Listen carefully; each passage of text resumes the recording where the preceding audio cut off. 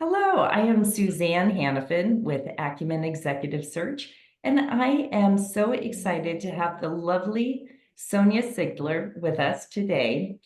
Sonya is an incredible consultant. She has this wide breadth of experience, including 30 years as an attorney, as a general counsel. Then, Sonya, you've moved into consulting and helping primarily women. And now, in the last few years, you have been the most prolific author and amazing. And so it will be really wonderful to hear your story, hear your learnings, because again, this podcast is all about best practices in leadership. And when we do our profiles of leadership, it's really about highlighting you and what you can bring to the table. So welcome, Sonia. Thank you, Suzanne. I appreciate you having me on. Yeah, and I'm sure your background, again, is much more than attorney, consultant, author. So walk us through where you got where you are today. Well, I'll give you a little overview because we could spend hours talking about that. Um, I wanted to become an attorney since I was 14. And so that's what I did. Everything I did had that in mind. And I wanted to be a professional musician. So I had these dual goals. I was going to be the president of the United States and a US senator. And I was going to be the first female principal trombone player in the Berlin Philharmonic because it was all male at the time. And first female president. So I had really great aspirations. And then I got into politics early on, and I was like, "Ooh, if this is what it means to be a senator and a president, this is not for me." I don't play games. I'm very straightforward. I tell it like it is. As some people say, in a nice way, like your best friend, but also like a drill sergeant to kick you in the butt when you need it. So that's kind of how I grew up on a farm. So you really have to be no nonsense. And then also have a mom who's an entrepreneur and run her own businesses. And her parents did too. And my dad's parents did too. So I've had the entrepreneurial gene as well, which I didn't really factor all that into being a lawyer. So I had the singular goal of becoming a lawyer there. And I went to Berkeley and was doing computer science and music and failed miserably in the computer science and did, let's just say average in the music. And so I had to find a different major to stay in school. And so you just have to become creative to get your goal. And I was going to law school, so I literally just had to get through 4 years of college with a degree. And I ended up changing to philosophy and getting a music minor. And those two things served me really well in the trajectory of my career. I didn't know how well it was going to be, but I'll tell you more about that in a minute. But I did become a lawyer at 25, and I got a job at Sega, the video game company. I remember Sega. I was Yeah. very popular with all my cousins. Um, and I was hired by a really amazing man who was so kind and hired smart people and just was unruffleable. So he was very kind and very calm. And so I learned a lot from him, and I'll tell you more about his story in a second. Um, but I was a lawyer for about a year before I was like, oh my God, is this all there is? And I was bored, and I don't want to say disenfranchised. I was more bored and be like, really, am I going to negotiate the same kind of licensing agreement over and over for 40 years? And so I started looking around, and I really gravitated to all the new things. I gravitated to the new business development group who was doing virtual reality. I gravitated to the guys in product development who were looking at new properties. You know, we licensed things like Joe Montana and Tommy Lasorda and Disney properties, all kinds of interesting stuff. Plus, we had our own great characters like Sonic the Hedgehog. So licensing in and out, and I just gravitated to all that new stuff. And then I was there for about 3 years, and then I went to Intuit for 5 years. And I got laid off at Sega, probably in about the fifth rounds of layoffs. And when Riley hired me, he was like, okay, don't get used to the video game industry. It's a boom and bust industry. So it could be really great today, and then tomorrow you could get laid off. Well, it took like 3 years for layoffs to get to the legal department. And so so I had my second interview the day I got laid off. And so I started into it 2 weeks later. And so I spent 5 years there. And those two experiences have laid the foundation for my philosophy on leadership. So Scott Cook and Bill Campbell were amazing, and they were amazing role models. And what we did at Intuit, and we used to laugh that it was a $500 million startup because they had an entrepreneurial mindset, and they explored all kinds of different things. And they went from being a desktop software company to a really online services powerhouse, for online financial services. And I was there during that whole transition, and I was the lawyer who negotiated all of the agreements with the online with the banks to get your data online. And so I saw a lot of different stuff. And there I gravitated to the new things. So this should have been my clue that I needed to be at startups and earlier in the process and with the new exciting technologies. I did get there after 5 years into it, but that's really what I discovered along the way was, yeah, I wanted to be a lawyer, and I like being a lawyer, and I like certain things about it, but I don't like being on someone else's cry wolf schedule. I like being more in control of my schedule and the direction of the company. So that's one thing I discovered along the way. But those two experiences were really formative in terms of how I approach leadership and how I view leadership teams. So yeah, it's been a wild ride, and I was a lawyer at startups for 20 years. So I've got a lot of business experience as well as the legal side. Absolutely. And then how did you transition then from, being a day-to-day attorney to consultant? And tell us a little bit about your practice and how you're bringing all that in. When I was at Intuit and I gravitated to all the new online banking, all of the real estate, which what became Quicken Mortgage, um, all of that was new and exciting to me, and I really liked figuring it out. I have that figure it out gene, and that is one of the things I look for in other people now, and I look for in clients that I work with.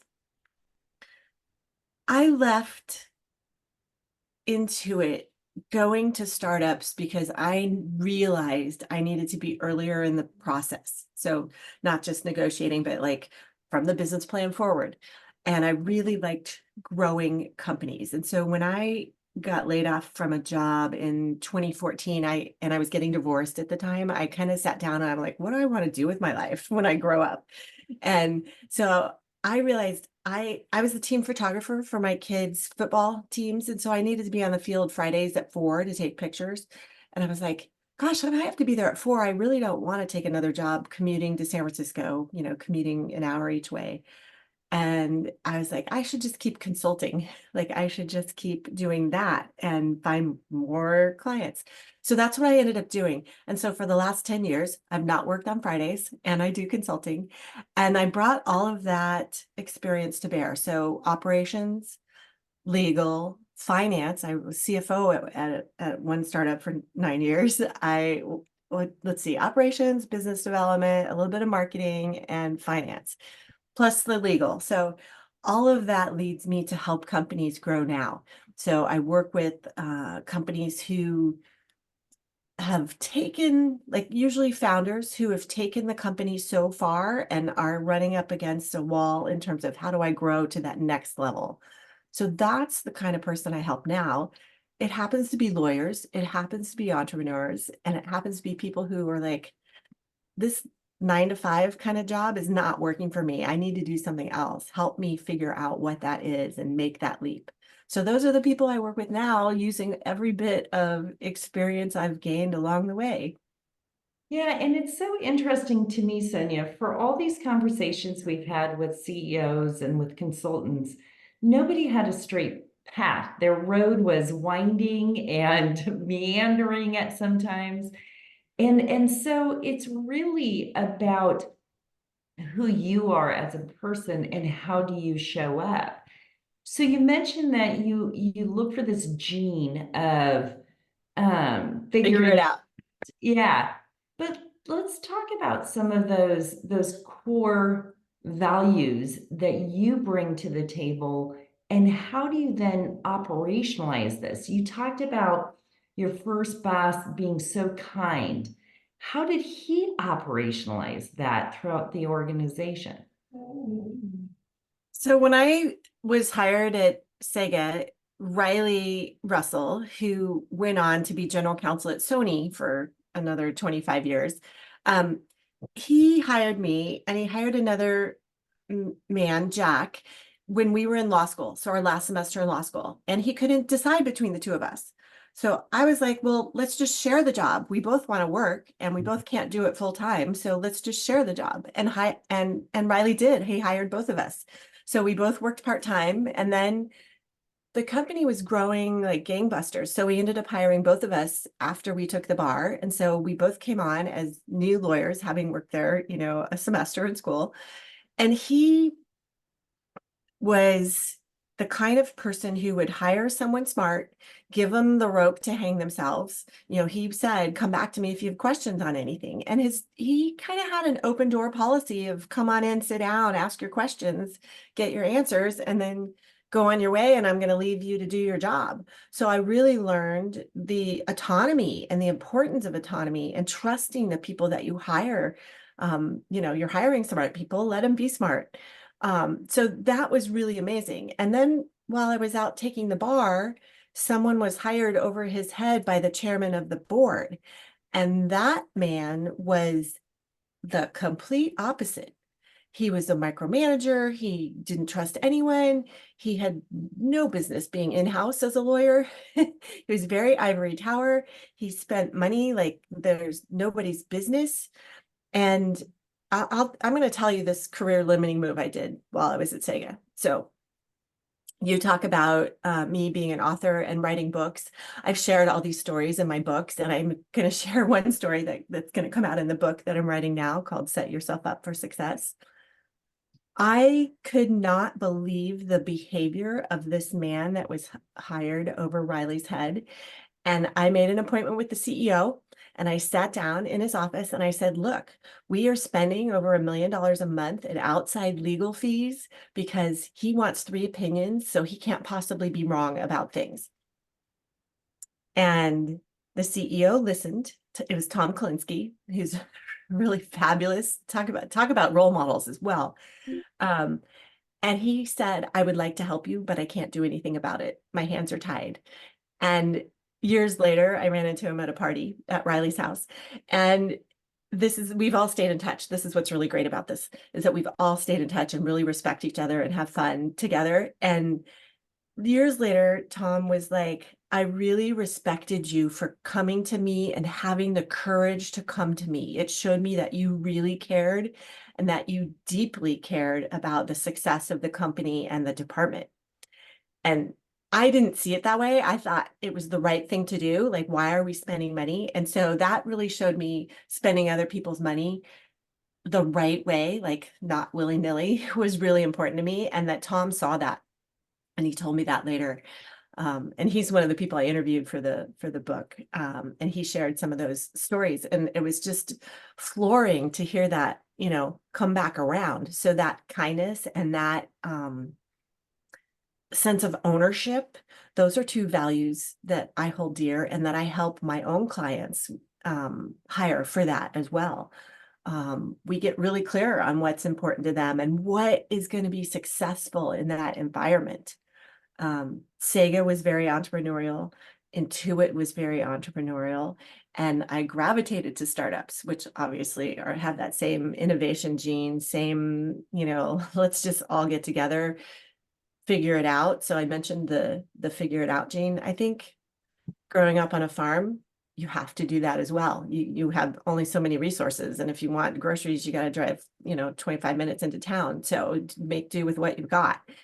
that kind of attitude is really important at a startup. And so looking for that kind of mindset of taking ownership of something as opposed to waiting to be told what to do, that's really important. Yeah, Um, absolutely. And so you have an array of different clients right now that you help operationalize. And and I know this is hard, but I'm still going to ask this. If there is a piece of advice you see most often needed to entrepreneurs, what is that advice? oh gosh, there's so many things. I think the most important thing they can do is be themselves. So know what's important to them. I see a lot of people working to make more money, more money, more money, but why? Why do you want to do this? I'm working with one because she's a special needs daughter. So she's like, I need to sock money away to be able to take care of her for when I'm not here. So she's a very clear purpose.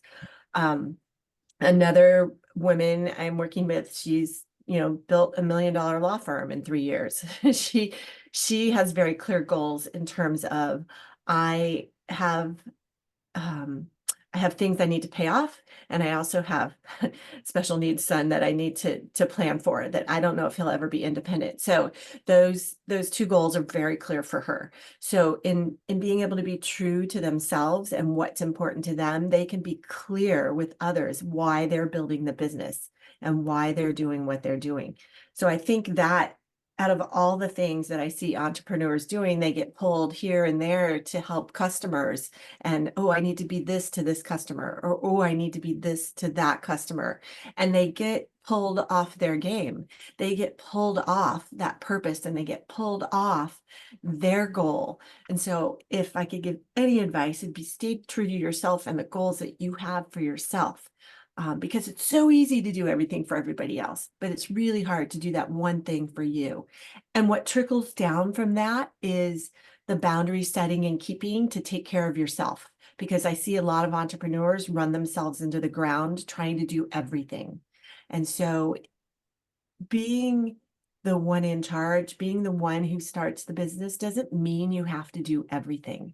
It doesn't mean you have to do everything yourself. I mean, you as a business owner, Suzanne, have learned this in spades. And the minute you hire for someone to take over something that is not your zone of genius or something that you want to be doing, it's such a relief to have someone else take care of it. So I think if entrepreneurs and business owners can take that one piece of advice, stay true to you, what you do best, and let other people do the rest. On that note, I have to say amen. That's awesome. So let's make it personal. I love asking this question, especially people who've taken that winding road. But if there was one piece of advice you would have given your 20-year-old self, what advice would you have said? Okay, at 20, um,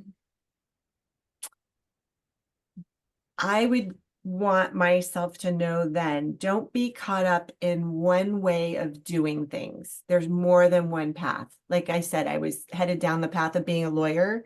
I was just trying to finish my degree at Cal and get to law school and become a lawyer. And I was so single-minded that I missed out on other things. And I was in, you know, 7 different performing groups at Cal. So I literally was doing the music and the lawyer path. And I didn't look left or right from that. And if I had to give myself advice, it would be to take it all in and do the fun stuff. Like, don't forget about the fun stuff just because you're curious about something. Um, like half my sorority did ballroom dancing when one of our sisters was getting married and she wanted everyone to, to know how to dance. And so that was great. So that was something I wouldn't have done had I had Virginia not said everybody's doing this. So I wish I would have taken time to do things that were off the path I had set for myself because I might have discovered I should have gotten a JD MBA or I should have done an operations research degree instead of the philosophy with all the logic. I probably would have made other discoveries. So that's the piece of advice I would have given myself is don't be so wedded to one path that you don't see other opportunities. No, I appreciate that because again, when we're driven, we tend to be very single-minded and not looking around. And as we age with wisdom, it is the smelling of the roses that makes life worth it. It's that pause. So Sonia, we're going to finish up. Just tell us kind of who your ideal client is and I need to let everybody know that all of your contact information will be at the end and to reach out. So tell us who your ideal client is. My ideal client falls into one of three categories: a lawyer, or an entrepreneur, or someone who aspires to be an entrepreneur, who's not quite made that decision to leave a full-time job to start their own thing. And it's someone who is ready to take action. Like I really concentrate on people who just need a little nudge. They have good ideas, they have good actions, they are smart, they just need a little assistance along the way because they're so um, interesting, they're so interested in what they're doing, and they get overwhelmed and need a little bit of direction. And it's someone who likes to be successful, is used to being successful, and they've gotten a little stuck. And so they think they should be able to work their way out of it, but they've discovered they can't and they need a little help. So those are the people that I really like to just give that nudge, give that assistance, and watch them thrive. That's perfect. So again, Sonia, thank you so much for your insights. And what a great learning to have these iconic leaders at such a young age and to see that growth and success. Thank you again, Sonia Sigler. Again, go gal, help me with your consulting. I can't believe all of a sudden blanked on it. Oh, Practical coaching and consulting. Practical. That I practical love that. advice. Awesome. Thank you so much, Sonia. Thank you.